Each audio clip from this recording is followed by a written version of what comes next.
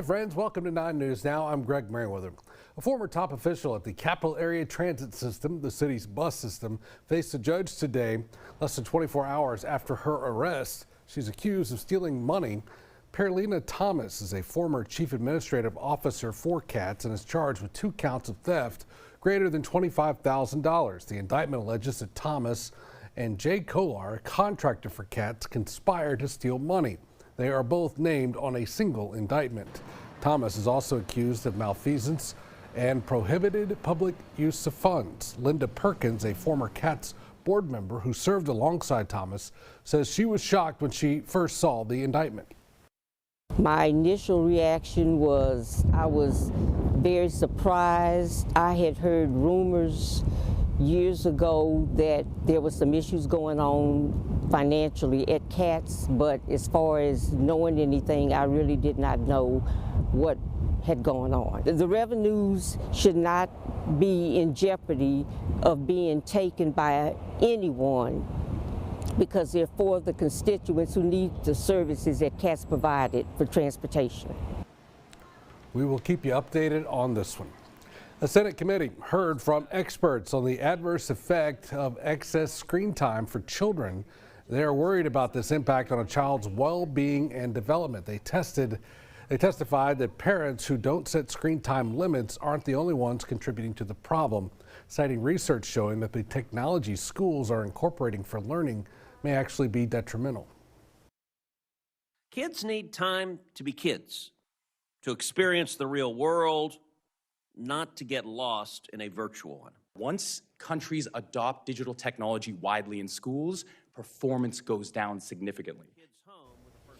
2 senators also reintroduced legislation to help protect kids from the harmful impacts of social media. The Kids Off Social Media Act would set a minimum age to use social media platforms at 13 and limit content kids could see if they are under 17.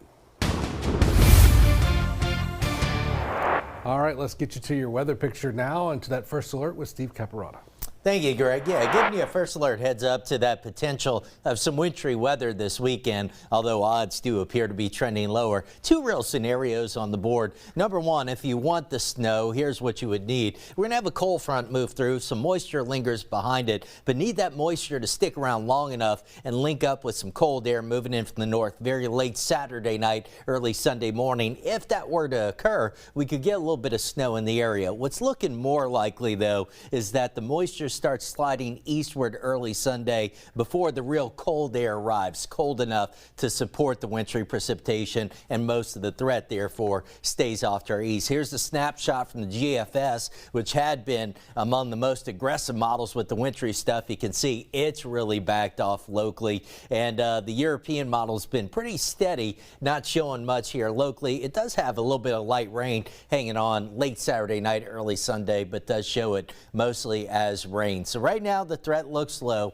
We'll keep you updated. All is quiet tonight. That's our Sky9 view from on top Our Lady Lake. Looking back at Children's Hospital, it's a chilly evening around the area. Temperatures already in the 30s for many of us. I may drop this low a little bit before we hit the 10 o'clock newscast. Still thinking Baton Rouge stays a little bit above freezing, but probably are going to be dealing with frost in the morning and then a big rebound, a high of 70. Now we get a slight chance of showers tomorrow night as our next cold front moves in. That's the one that'll start to usher in some colder air over the weekend. So by Saturday, it's going to be chilly. Clouds are going to be around all day. And then again, the question mark is, do we get the real cold in here Saturday night before the moisture exits early Sunday? Right now, the odds look low, and you can see I've got precipitation chances only 20 to 30%. The other thing to note, we've got the potential of light freezes Sunday, Monday, and Tuesday morning, so we do have some more cold weather ahead. Good news is we're largely talking about light freezes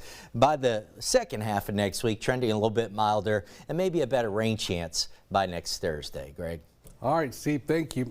Thank you all for joining us. We'll see you back here tonight at 10 for a full report on all the stuff, including Senator Cassidy, who's in town talking about tips and them not being taxed. We'll have what he has to say about that and servers coming up at 10.